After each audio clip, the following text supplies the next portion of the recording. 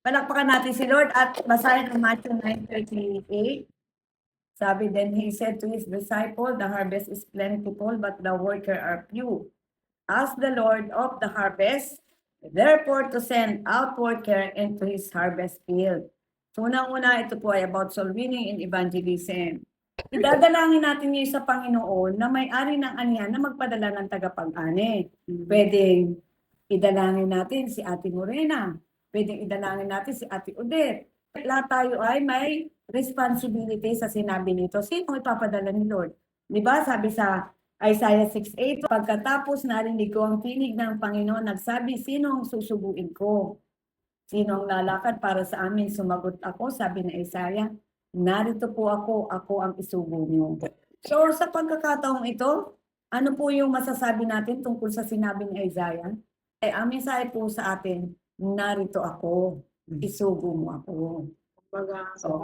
isa sa atin, Oo. pwede tayong gamitin ng Oo. tayo. Yung panalangin dito ate na ipanalangin mo ang mag-aawa, ayun po ay tayo na yon. Yun na yun. Tayo po yun. So, hindi na po tayo mag-ano ng iba at lahat ay may kanya-kanyang assignment sa harvest. Kung pupunta pa tayo mga analangin tayo sa iba, eh sila ay meron din ha-harvestin dito. So, tayo yung narito, tayo po yung harvester. Kaya, pwede po bang ipanalangin natin ang verse na to ng buong taimtim? Manalangin tayo. Ang Panginoong salamat po sa mga manggagawa na inyong kapadala sa inyong ibasan. At tulad po namin na bawat isa po sa amin ay isa po manggagawa. At kami po ay nananalangin na inyo po kami gabayan, bigyan ng kaunawaan, wisdom na sapat po namin may pahayag inyong mabuting balita, Panginoon. Layo po kami sa anumang kapahamakan. Gusto po ang mananadugo sa amin bawat isang manggagawa na kami po ay maging tapat, maging masigasig sa pagpapalaganap na inyong salita, Panginoon. Bawat salita na magaling po sa inyo ay dapat po namin may salita at may pahayag ng ayon sa inyong kalooban, Panginoon. Salamat po at sa Espiritu Santo na gagabay po sa aming kapahayagan. Amen. Katulad po ni Isaiah na kami po ay nagnanasa rin sa aming puso na humayo at makapag-ani ng mga kaluluwa para sa impaanan. Katulad po ni Isaiah, sugo niyo po kami sa mga kaluluwa na nawawala o hindi pa nakakilala. In Jesus' name, kaimtim po namin yung panalangin na may pasasalamat, may pagsamba, may pagluwalhati in Jesus' name. So, itong Revelation 2:3, I know that you cannot tolerate wicked people, that you have tested those who claim to be apostle but are not, and have found the faults. You have persevered and have endured hardship for my name and have not grown weary. So, ito po isang charts ng Epeso na sinulat ni John at basahin po natin sa Tagalog. Alam ko mga ginagawa mo ang inyong mga pagkapagal at matyagang pagtitiis. Alam ko hindi mo pinipansinti ang masasamang tao. Sinubok mo ang mga nasasabing sila'y apostol at napatunayan mo sila'y huwag. 3. Alam ko rin matyaga ka, nagtitiis ng maraming hirap, alang-alang sa akin, at hindi ka sumuko. 4. Subalit may isang bagay na ayaw ko sa iyo. Iniwan mo na ang pag-ibig mo noong una.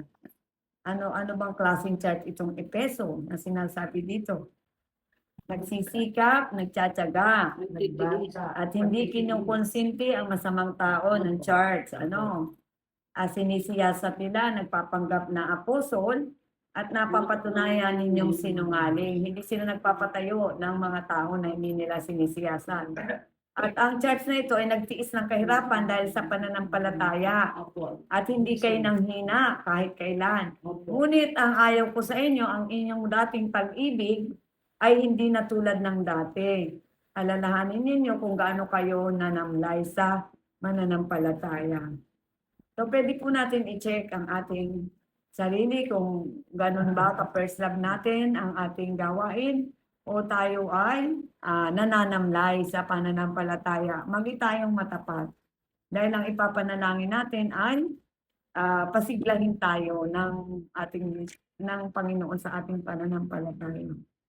Susundan na po natin ang Galatia 6:9. Magpakapagod sa paggawa ng mabuti, sapagkat sa kapanahunan, magsisipagan tayo kung hindi tayo maghihimagod. And, kaya nga samantalang tayo may pagkakataon at magsigawa tayo ng mabuti sa lahat at lalong-lalo na sa mga kasambahay sa pananampalataya.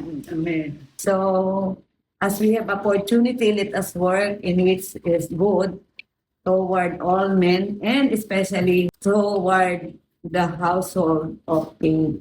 So, kasama na dito yung kapwa mananampalataya. Ay, wag tayong mapagod sa paggawa ng mabuti.